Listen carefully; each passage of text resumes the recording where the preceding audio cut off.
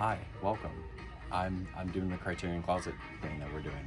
Part of Burnt Pizza Box. We are at Barnes & Noble. It's the Criterion summer sale, so like everything's half off. Still a lot of money.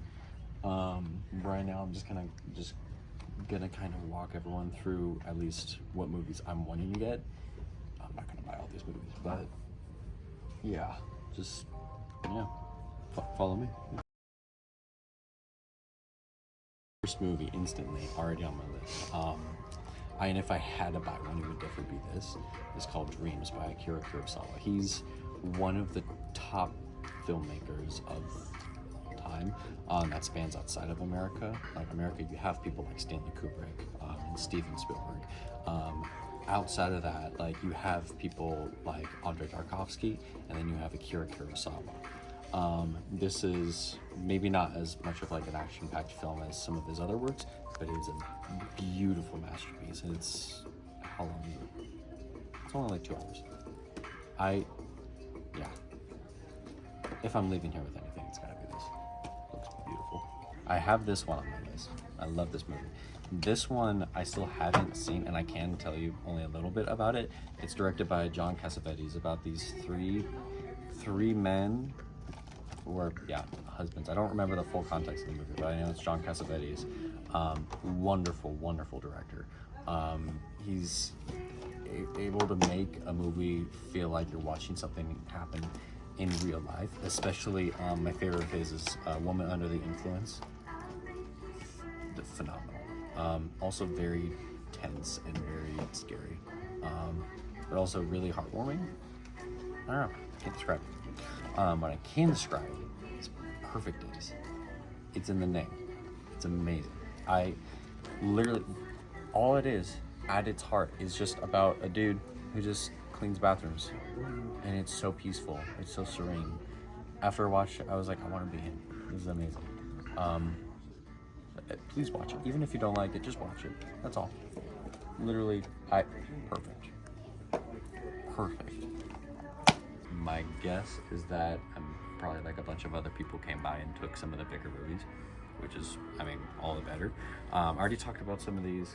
I'm not going to go too deep into all of them because I just haven't seen all of them, especially these first three. This is another Akira Kurosawa movie. It's going to get remade, like rebooted by Spike Lee, I think this coming year or next year.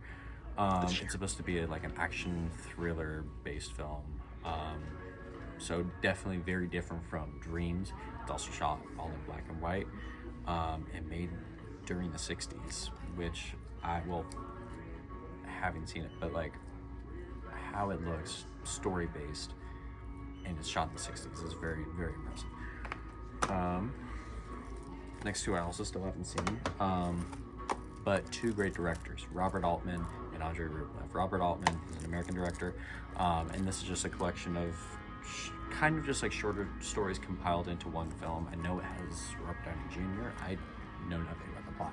All I can really tell you is that it's a Robert Altman picture, and a lot of his stories kind of feel a lot of his movies feel very different from one another, but they all have like a kind of Altman touch to them that feels like they grit closely with reality.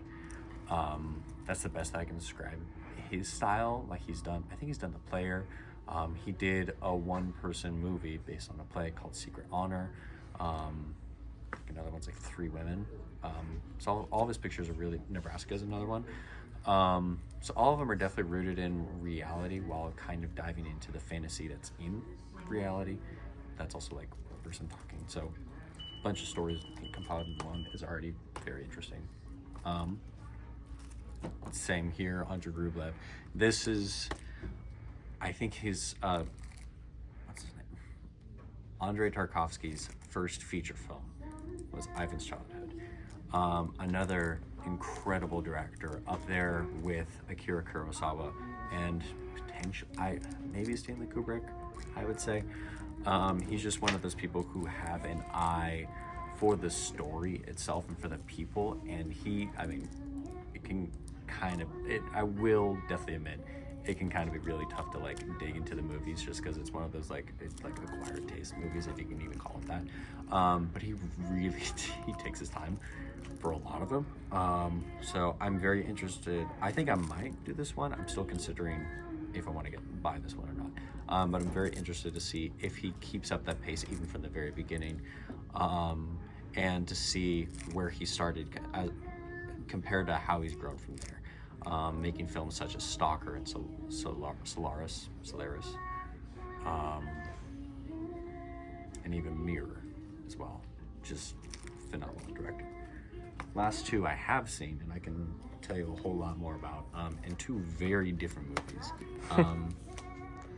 Actually, yeah, essentially just the Barbie and Oppenheimer of Criterion Collection movies. Is The Umbrellas of Cherbourg. Come and see. I'll probably talk about this one first. A very, very devastating war movie. A very, very devastating horror movie. All about a young boy who finds himself put into World War II, and fighting with and against both sides, being lost on his journey, and having to reconcile the humanity and the goodness in himself while being pummeled by either side and while stuck in this horrible war. And a lot of it comes down to Hitler, and the ending revolving around that and this boy is just terrific. Devastating, sad, horrible, wonderful. Just and I will note how they made the film I don't entirely agree with. They like try to hypnotize the young actor who plays the lead so that he wouldn't like reconcile everything that was going on around him. They didn't put him in like terrible conditions, but even still, all the subject matter, the things that they were actually doing on the set, can have a great effect on you. So I am not entirely into that. I really don't care for the fact that they did that. But seeing past that, just to get the story and to see what the director was really trying to put in is something very important to do. Last one, I also really love, The Umbrellas of Cherbourg. One of the, I would say like many movies that really inspired like a modern day classic, La La Land.